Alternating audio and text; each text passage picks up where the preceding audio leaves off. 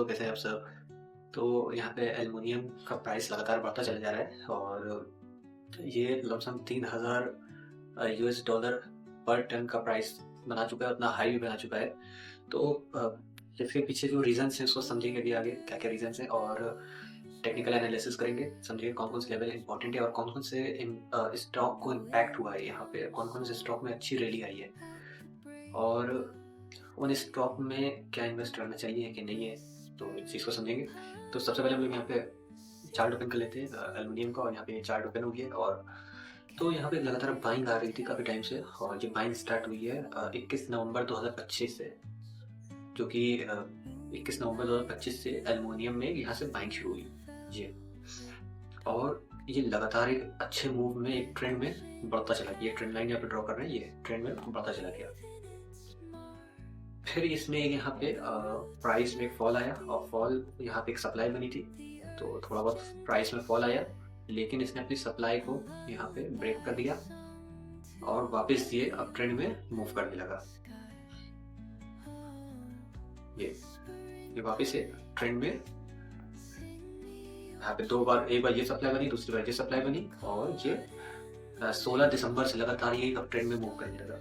तो इसके पीछे आखिर क्या रीजंस हैं जो ये मूव करने लगा और ये कौन सा लेवल है जहाँ से इसमें बाइंग आई?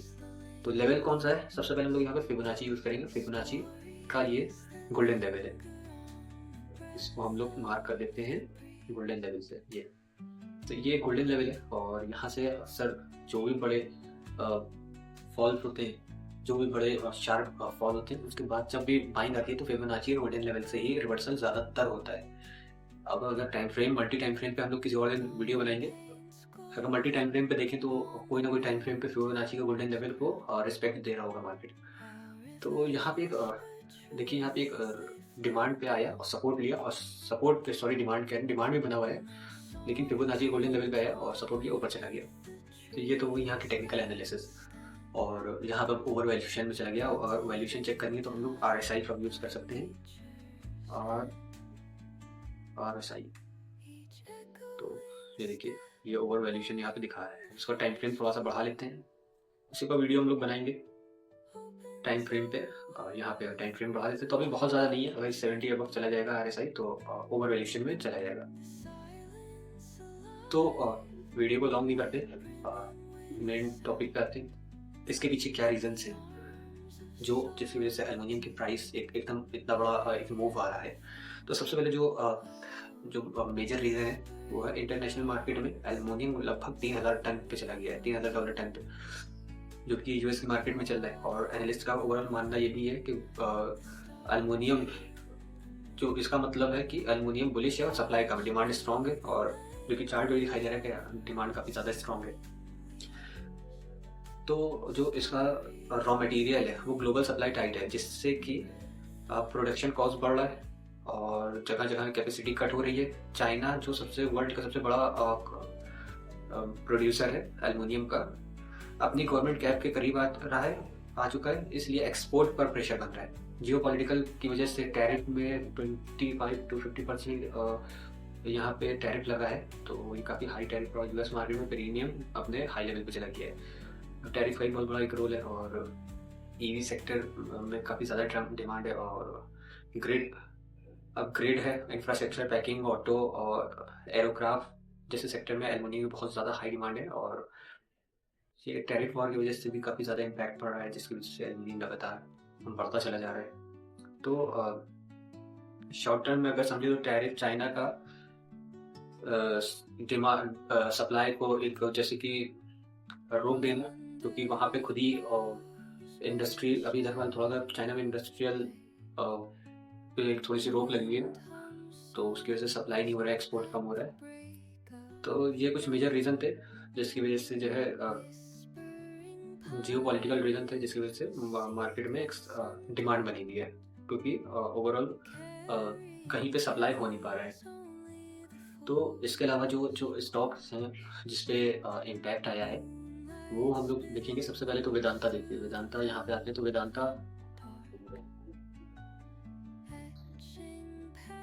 वेदांता एक अच्छा मूव देने लगा है, क्योंकि अगस्त से अगर हम लोग ले तो देखिए कितना ज़बरदस्त यहाँ पे मूव शो हो रहा है वेदांता का।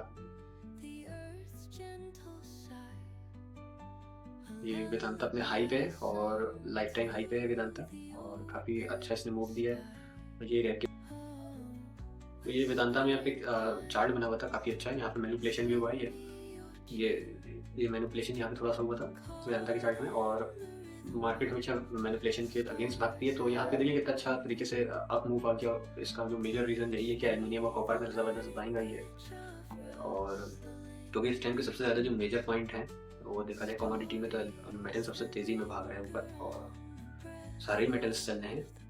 लेकिन गोल्ड में भी अच्छी बाइंग आई है, सिल्वर में भी बाइंग आई है, लेकिन ये एल्युमिनियम तो काफ़ी ज़्यादा डिमांड में हो गया है। तो वेदांता में काफ़ी अच्छी देखिए यहाँ पे बाइंग आई है, बहुत हाई इम्पैक्ट रहा है। और जब भी एल्युमिनियम का प्राइस गिरना शुरू होगा तो इसमें भी सबसे ज़्यादा इम्पैक्ट रहेगा। दूसरा है हिंदुस्तान कॉपर। हिंदुस्तान कॉपर में भी बहुत अच्छी बाइंग आई है, और अपने लो से देखिए कितना अच्छे अप ट्रेंड में मूव किया है। यहाँ पे एक एक्यूमुलेशन भी बना हुआ था बड़े टाइम फ्रेम पे, ये एक्यूमुलेशन भी बना हुआ था, और देखिए कितना अच्छा यहाँ पे मूव दिया है, और एक ट्रेंड मिले चलता चला जा रहा है।